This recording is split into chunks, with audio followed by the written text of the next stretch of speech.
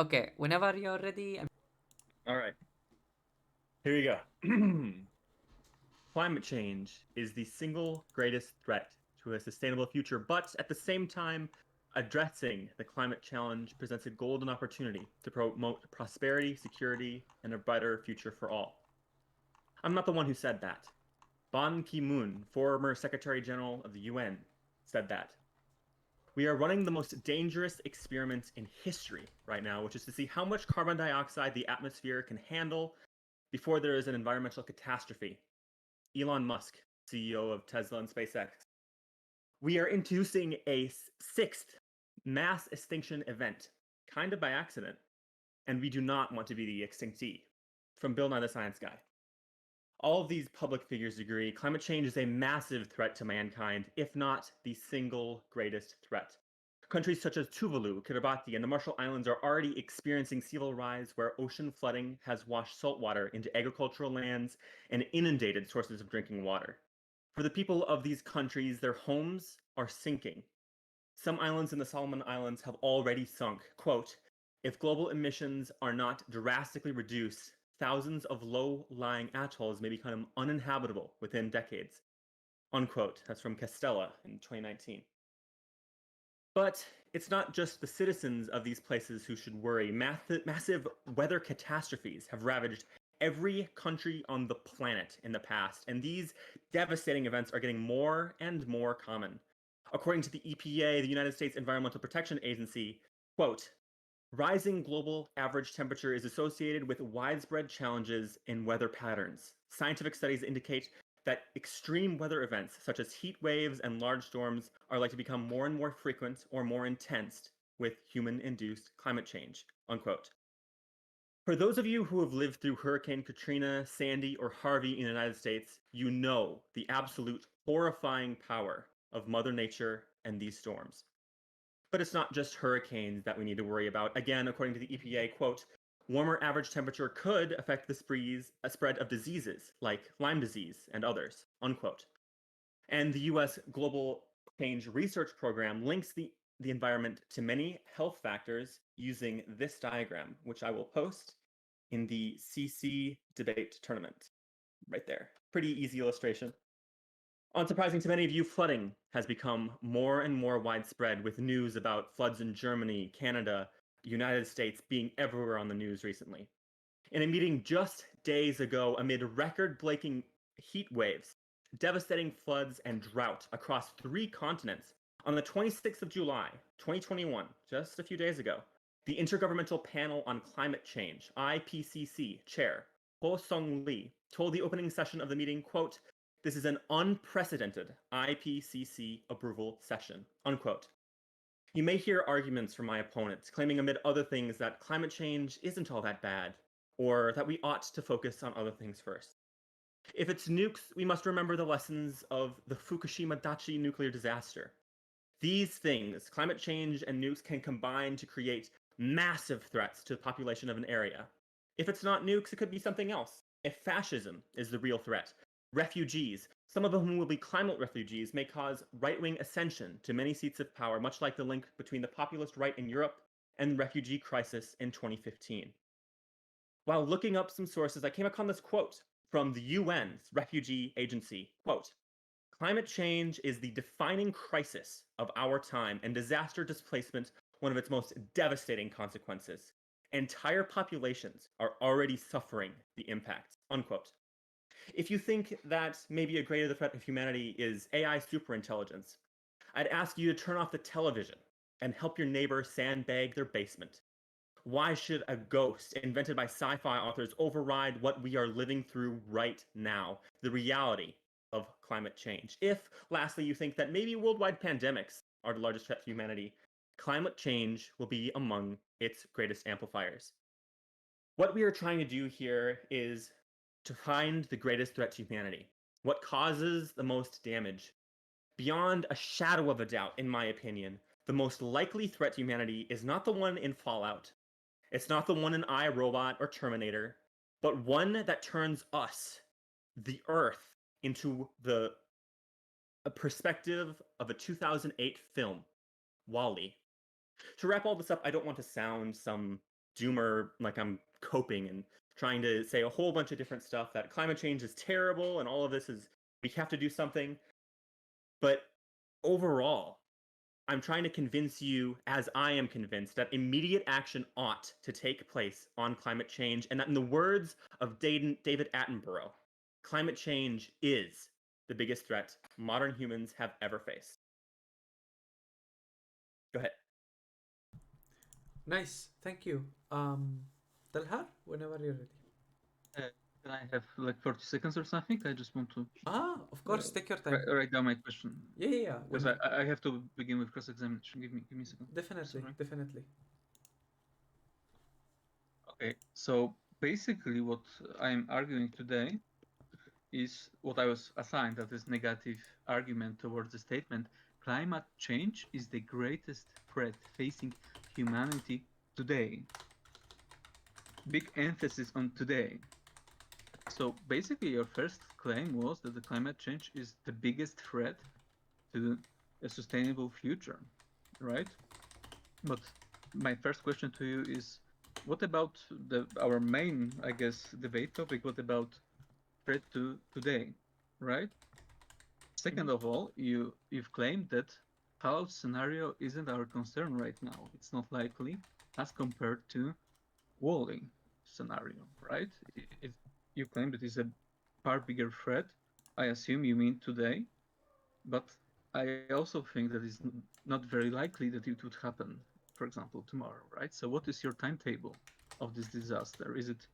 Are you following the, I guess, customary 2015 timetable that was, for example, used as a basis of Paris Accords and most recent, for example, climate agreement in European Union? Also, go ahead. Why do you think that every country on the earth was recently ravaged by weather catastrophe? It's clearly not factual, in my opinion. For example, in my country, Poland, there are far less weather catastrophes than there were in the 90s. And there are multiple reasons that we can discuss why, right? I'm not claiming that weather is not becoming more erratic globally, because of human-made climate change, or I guess combination of natural warming period and human-made climate change. But I think to claim that every single country was recently ravaged by it is a little rich. Now, I would like to move. I assume I have to give my statement, right, Valency? Yes, of course. Darinoa. So basically, what I'm trying to as I have stated before, I'm trying to argue for why climate change isn't the greatest threat facing humanity today. Emphasis on today. I'm not saying that climate change isn't a threat. I'm not saying it isn't a great threat. I'm just simply saying that it isn't the greatest right now. Obviously, just arguing about today and tomorrow might be a little rich, so I think we will have to discuss certain timetables and the steepness of the, I guess, cutoff point and the curve, because I believe that saying that climate change will be a problem only in 2050 is an obvious fallacy and is unsupported by data. But data supports different claims that I'll mention in the future. But my main argument is that, as we know from a thing set up by Bulletin of the Atomic Scientists, so-called Doomsday Clock in 1947, the probability of human extinction event is measured yearly and published in said journal. Said journal takes two main things into account. That is the threat of nuclear war and the climate change. And actually, as of 2020, we are 100 seconds from midnight. That is the closest that it has ever been. 2021 didn't change for reasons, right? And clock was set for, I guess it was changed, not always fourth, it was set back a couple of times, but it was changed every time with lengthy justification. And the justification is most, at least the last three, were almost exclusively concerned with the threat of nuclear war, not climate change, as things such as Paris Accord and further agreements are somewhat hopeful, although one might argue that they are not enough, and actually the recent agreement in European Union, for example, agreed that stopping at 2 degrees at 2050 is not enough, and we have to shoot to stop at less than 1.5 degrees. Why is nuclear war such a big threat to humanity today? Because it can result in something that is called nuclear winter. Actually, nuclear winter, basically the main defense against nuclear attack is something that is called mutually assured destruction, right? If Russia was to attack the United States with nuclear arms,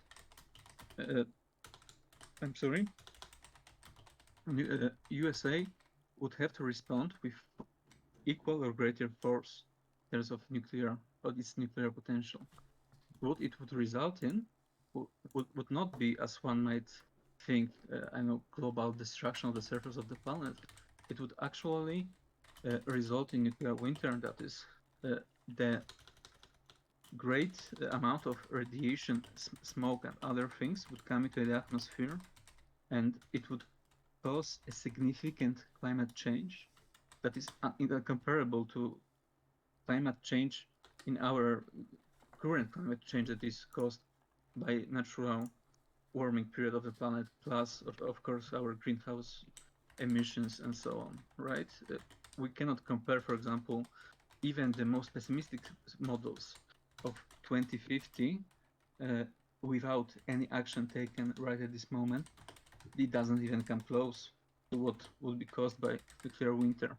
And actually, many projections, such as, I will try to quote the paper, study published by Rutger University, authored by Alan Robock, claims that more people, even if US and Russia got destroyed, more people would die in Bangladesh, in China, in India, than in the US and Russia, just because of environmental fallout. Same with Africa, right? Those things would be much more severe.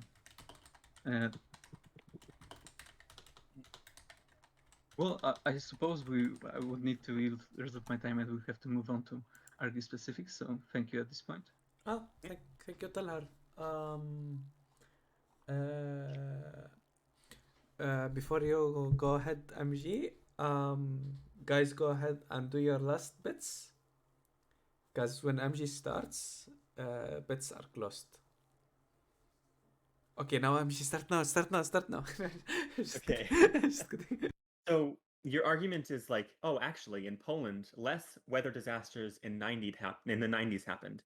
And sure, they might well be true, but overall, climate disasters in aggregate as a human problem have been going up. And we are arguing not for Poland, but for humanity. The next thing is this talking about today. Like we are talking about what is the greatest threat today? Like what do we need to do today? The science is clear. If we don't do something today about climate change, it'll keep getting worse and worse and worse and worse. We have to do something about this today. Anyone remember Greta Thunberg and how she had a massive speech about, oh, we got to do this today? That is today. I understand that, yes, we all of these things in the future, and I'm making a whole bunch of things of how bad it could be in the future. I'm saying it could be that bad in the future because we aren't doing shit today. Last one, you mentioned the doomsday clock. Actually, in the in the pre-research, I went to the same website because I knew it actually supported my argument. The doomsday clock agrees that climate change is a massive thing, and I actually just Googled it again. And you know what was one of the first things as soon as I clicked on their website? It was this one, the thing I just posted. It's already worse than I imagined.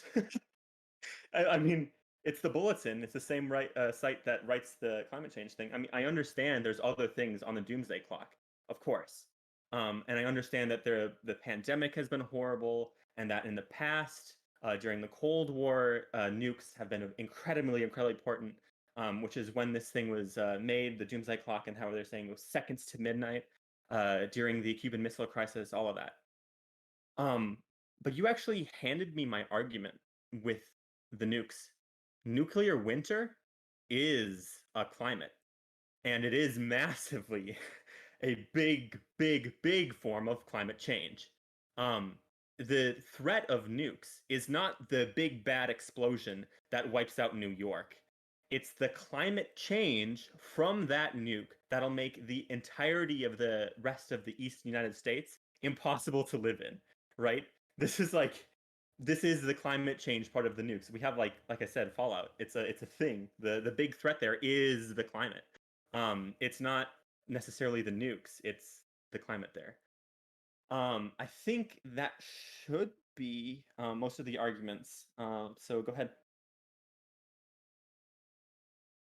So okay, so do I now respond to cross-examination, or do I give? Go ahead. Okay, I will respond. Yeah. So basically, I mean, you repeated much of my argument. So yes, I agree that nuclear winter would be very bad, and I specified why. But I guess let me respond to your first response. I critiqued your point that I quote every single country has suffered a climate or weather-related catastrophe in recent years, and I said that it is true as an globally, but not to as every other country. And you responded with it is an aggregate.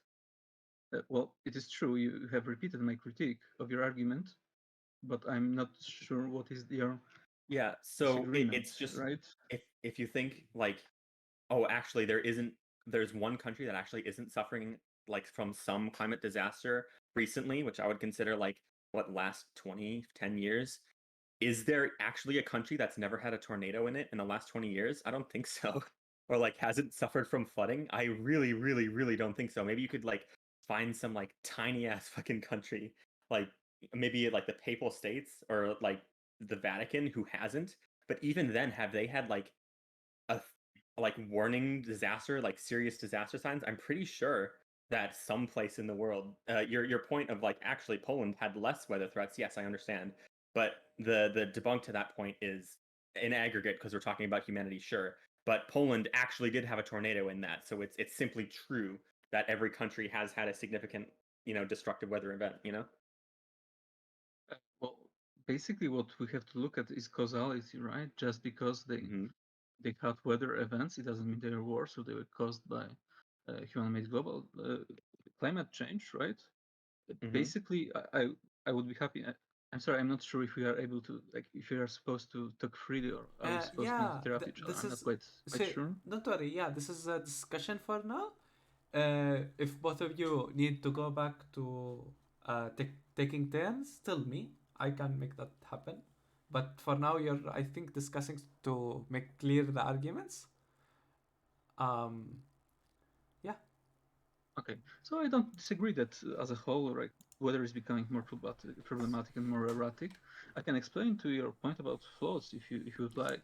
For example, most floods were historically caused, at least in Europe, by melting of the snows. I'm sorry. Basically, what would happen is since winters were much colder and much more consistent, the snow would start raining sooner and it would persist until spring. Spring came, the snow would melt, right? Would go into the river, and sometimes if there was a lot of snow, it would cause severe floods. And I remember because it was a huge thing in the 90s, right? And beforehand, when winters become less severe, there are actually much less floods, but floods are caused in a much different way because of the climate change and the erratic weather. Floods are now caused mainly by rainfall, but that rainfall is much more erratic, right? It's not very consistent spread out. Sometimes it's very like, I'm not quite sure how to word this. It's like flash rains, flash storms. The rain is like very hard and very sharp, and because of that, right? Sometimes floods happen, right? Because rivers change their level quite quickly. Actually, in many countries, those floods are like less damaging, but overall, this system is obviously much worse for agriculture and I guess vegetation as a whole. So I guess some country, and it is very important to understand. There's a brilliant book by Jeffrey Parker called The Global Crisis. It's an analysis of the global colding period in the 17th century that analyzes impact of the basically the global weather like lessened or was dropped by 1 degree.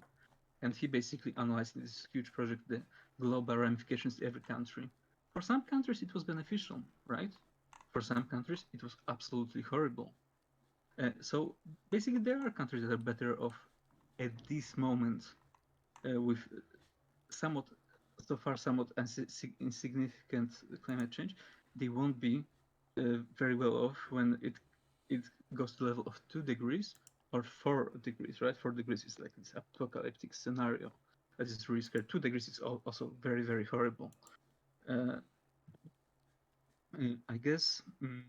So basically, yeah, I think that globally it's a very real issue, but I very much disagree with your every single country argument. I didn't hear you exactly specify. I guess I think we need to define what do we mean by climate change, right? By climate change, we mostly mean the change of temperature and its impact on the environment. If we define nuclear war and nuclear winter as climate change, then what isn't climate change? If is meteor climate change, then is supervolcano climate change? Is like every single thing climate? What isn't climate or environment in some sense? I think we need to pin down what we are disagreeing on, or you would need to define a big enough thread that wouldn't be related to climate or environment on any levels for us to move on. MG, you're free to respond whenever you Okay. can. So previously you mentioned that all these storms are getting way more erratic, and how all these storms are like flash storms, I think is the exact words that you used, and how a whole bunch of different countries, how you were currently seeing is like these storms are getting more and more erratic. Well, we know why they're getting more and more erratic. I'm quoting the IPCC here: impacts of a 1.1 increase in the degrees we have Celsius here today in the increased frequency and magnitude of extreme weather events from heat waves, droughts, flooding, winter storms, hurricanes, and wildfires. I'm very glad we agree on this. Yes, it is climate change, which is causing the increase in all of these different things. Of course, you can say, well, actually, what caused this tornado here on like Tuesday, the whatever 10th? And we can like go down into why there'd be maybe warm water there, maybe like high pressure waves, low pressure waves, weather in general. But the reason they are getting more and more frequent and why this is such a massive threat is because of climate change, right? We're looking at a microcosm, like, I don't know, why did one hurricane happen? We can go into why one hurricane happened, but why are there more hurricanes overall? And of course, the proposition we have is it's the greatest threat to humanity. I don't doubt that Greenland would love for a whole bunch of global warming to happen, given they have a fuckload of land. And I think there was actually some drilling that is planned in Greenland if it actually happens. Quote me if I'm wrong on that. I think I saw news articles not too long ago about how like massive oil CEOs were looking for like Greenland and oil in Greenland should climate change keep going up. I don't doubt that Greenland would fucking love it, okay? But it is a massive threat for the broad like section of humanity. If we're looking at the absolute worst case scenario, as you said, the Middle East would be almost uninhabitable. Broad swaths of America, even huge amounts of Africa, even parts of Asia, specifically like the deserts there, Gobi Desert, they would keep expanding. As we are seeing right now, deserts across the world are expanding. In fact, China right now has been doing a reforestation program in the north of the country, and they've spent billions upon billions of dollars on it because they want to stop the sand. They don't want all their land to be desertified. So, the reason behind a lot of these storms and the uptick is climate change. I don't doubt that there's storms and like all this stuff, and they've actually gotten more severe, more erratic, all that kind of stuff. What do we mean by climate change? You said nuclear winter. The key word there is winter. Nuclear winter. Nuclear is winter is part of the seasons. It's part of our climate, right? I don't. So, for example, things I would consider not climate change. Okay, things I would consider not climate change is a like I don't know, when governments like act with each other and cause wars and shit. That's obviously usually not climate change, although it can be caused by climate change, right? It's not necessarily climate change, but it might have happened because of climate change. But the So wars in the basically, middle of what you are themselves saying, aren't climate I'm change, right? sorry to be, I'm sorry, I don't want to interrupt. Basically, what you are saying that everything is either climate change or is caused by climate change. So I guess Yes, it's not because really we live on a possible for us world. to move on from this point.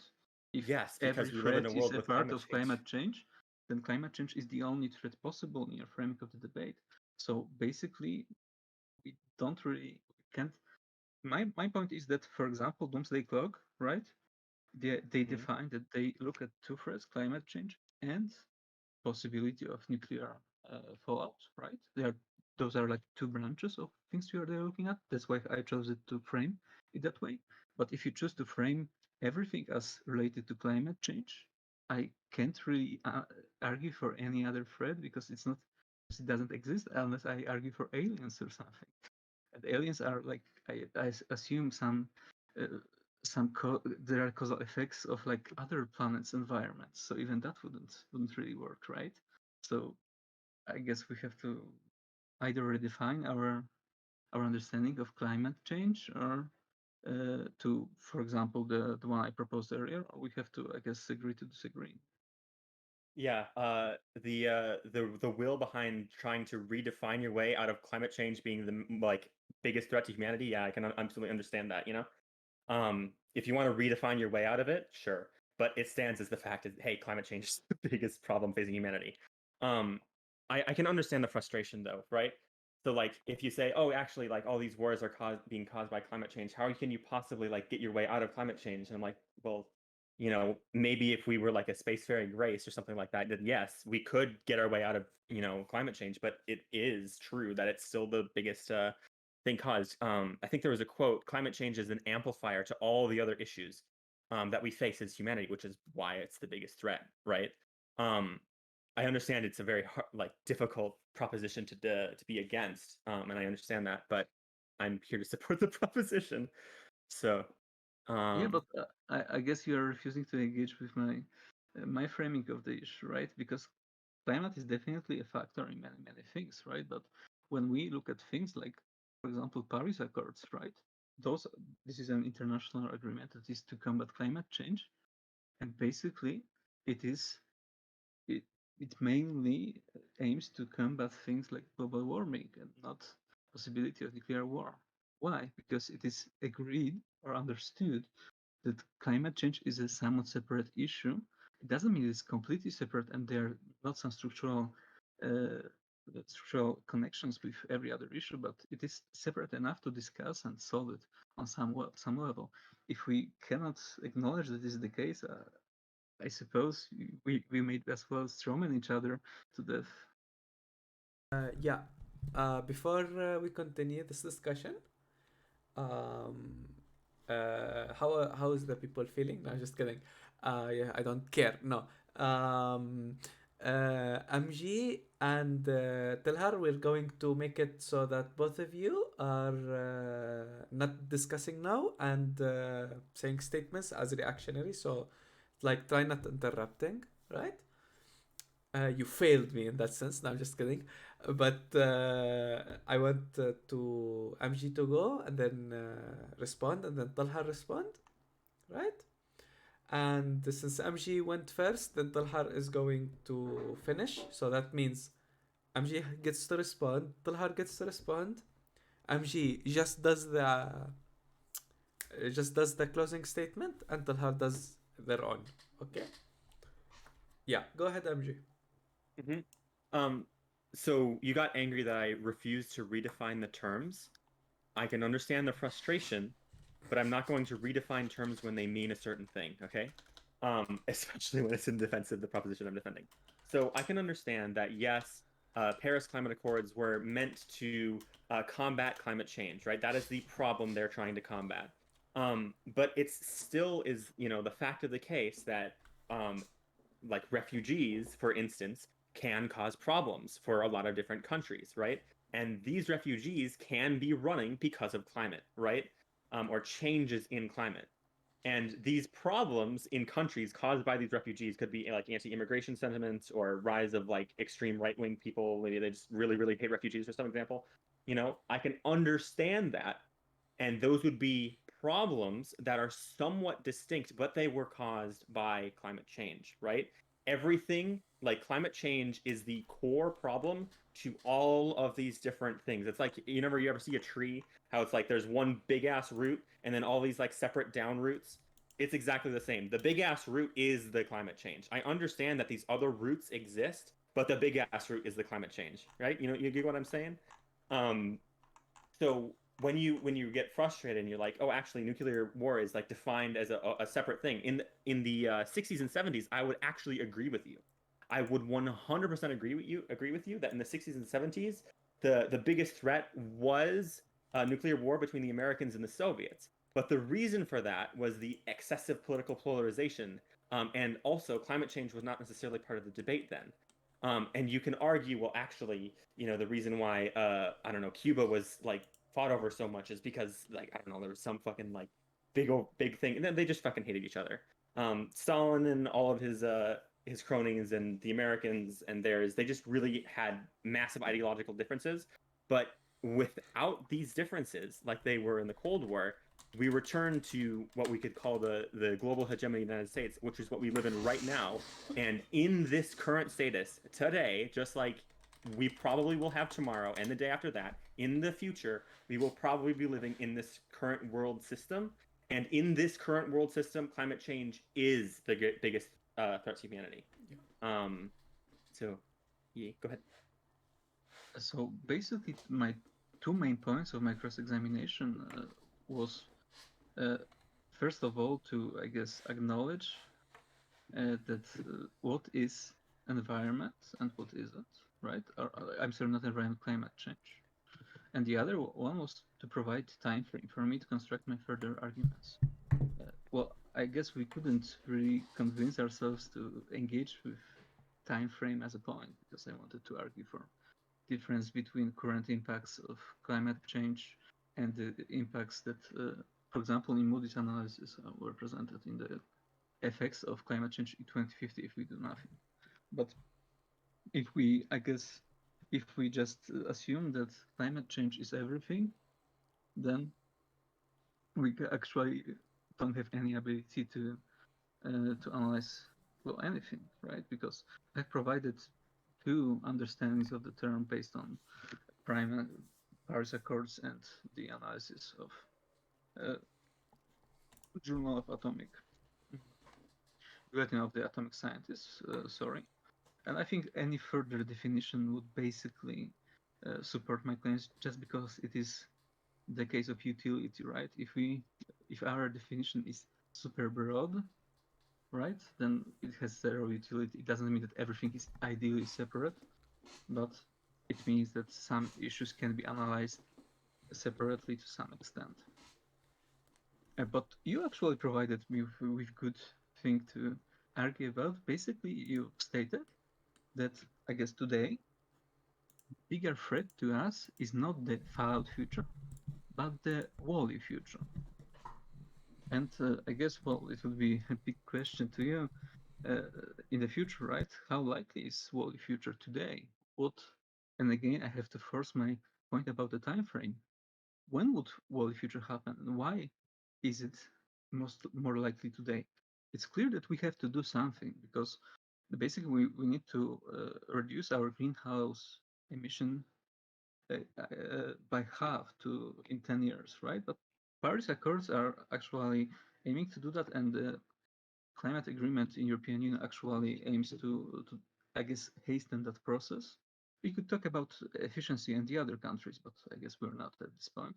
But I feel like the fallout future is much more likely just because it is actually very possible that I don't know North Korea actually tries to nuke someone, right? It is possible, right? It's not possible to achieve world future even if we tried today, tomorrow, in 5 years, in 10 years. When is it possible? We can argue.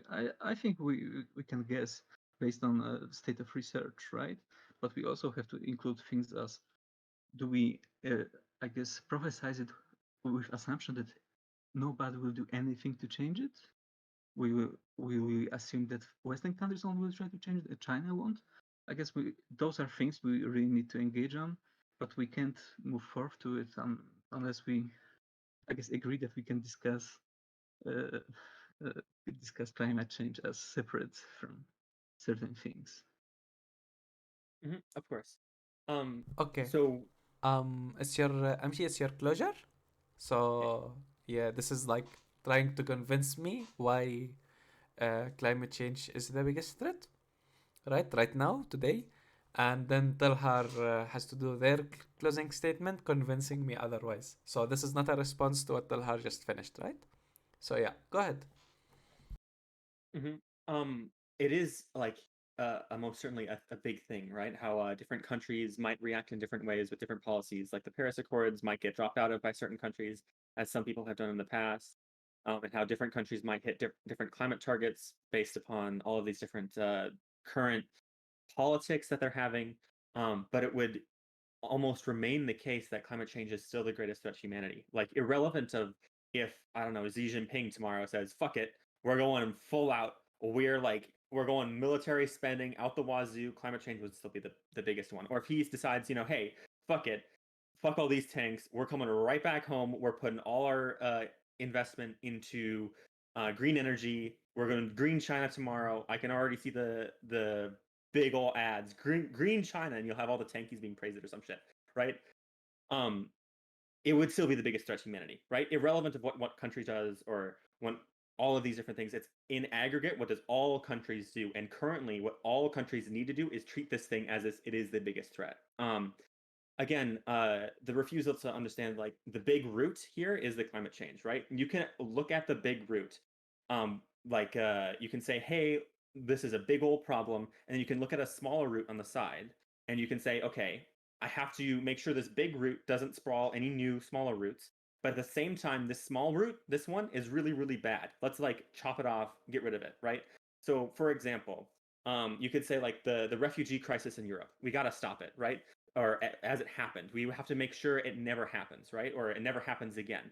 We can look at that smaller root, but we can also understand that the big root there still is climate change, right? We can look at small roots and attack them and deal with them overall, but we still have to like fix the big old root. It's like if you're let me provide like a parable here. If you're sailing a ship, right? You have a crew member who's being really, really unruly. He's causing all kinds of nonsense. He's eating more than his share. He's not doing his job very well. He's really fucking lazy. But meanwhile, there's a massive fucking hole in your ship. You got to fix the massive fucking hole in your ship, right? We live in a society. And the massive fucking hole in the ship right now is climate change. It is the greatest threat to humanity. So yeah. I think that's all of the arguments. To return to my closing statement, I had a little bit of a pre-written thing, but we kind of went off track. I'll just restate some of the quotes. We are running the most dangerous experiment in history right now, which is to see how much carbon dioxide the atmosphere can handle before there's an environmental catastrophe. We're running a sixth mass extinction event, kind of by accident, and we don't want to be the extinctee. Elon Musk and Bill Nye, Elon Musk first. And last one, the one that supports my proposition, is from, again, the Ban Ki-moon, the former Secretary General of the UN. Climate change is the single greatest threat to a sustainable future. So, yeah, that's what I got. Thank you. Talhar? So basically, what I want to, I guess, hammer down one last time is the difference between causality, right, and the impact of something. Basically, when we, I guess, say that something is caused by something, we are, I guess, thinking that it is a dominant factor. And basically, when we use the word climate change, we think of combination of two factors: natural globing, I'm sorry, natural warming period of the Earth, of the globe, plus the, for example, greenhouse emissions and the other carbon-related things that are done by humans. It's called, uh, I guess, human-caused climate change. And combination of those two factors results in different things, while it only contributes to some others. For example, if North Korea decides to nuke California tomorrow, we can actually think that global warming is a factor, and it will be one of the factors, right? But the cause of it would be a decision of Kim Jong Un or his sister. I'm not quite sure how this power structure work there. And actually, there will be several causes. It's political system, right? That isn't wholly caused by climate. It's influenced by one. There's no causality there because South Korea won't nuke California tomorrow. It's not very possible or likely, right? Uh, so when we have this point, we can basically understand that nuclear winter would be an impact onto an environment, but it wouldn't be caused by global warming. Those two issues are clearly separate. And I guess we didn't move on to look at the data on, I guess, effects of the global warming. But what I wanted to argue for is the study that I already quoted. I'm sorry that I can post it in chat afterwards. I just, in the base, it's just because it's en route to Google something or like use any hopes. I'm quite clear that it's not the case here, but I just something that I'm used to. But basically, there is the study that I already quoted, Nuclear Winter, by Alan Robock from Rutgers University. And basically, there he shows what would be the causes of nuclear winter, and we can actually compare it to the study by Moody's ratings agency that did a very recent study on the effects of global warming by the year 2050, assuming that we won't do anything to curb our greenhouse emission gases. And it is clear that, for example, I know Europe's economy will decrease by 11%, America's by 12%, and China by 40%, right? And it details what regions would be affected in what way. And if you compare those two studies, it shows that clearly the nuclear winter is far worse, not only today, and we are arguing about today, but in 2050. I think it's pretty self-evident. We couldn't, in closing, we couldn't cause the worldly future tomorrow or today, even if we try, but we could easily cause the fallout future. And it's really concerning. All threats are immense and need immediate important action, and I urge you all to support environmentalist politicians in your country and try to enact change in that way, because even the chance of that future for future generations is too horrible to bear. But we have to acknowledge that there are multiple problems and we need to combat them all. And it's not just simple like there's one big tree you don't understand. No, there are multiple separate issues that are interconnected and we have to solve them all. Thank you. Nice. Thank you both. Holy shit, that was amazing. I'm gonna stop the record.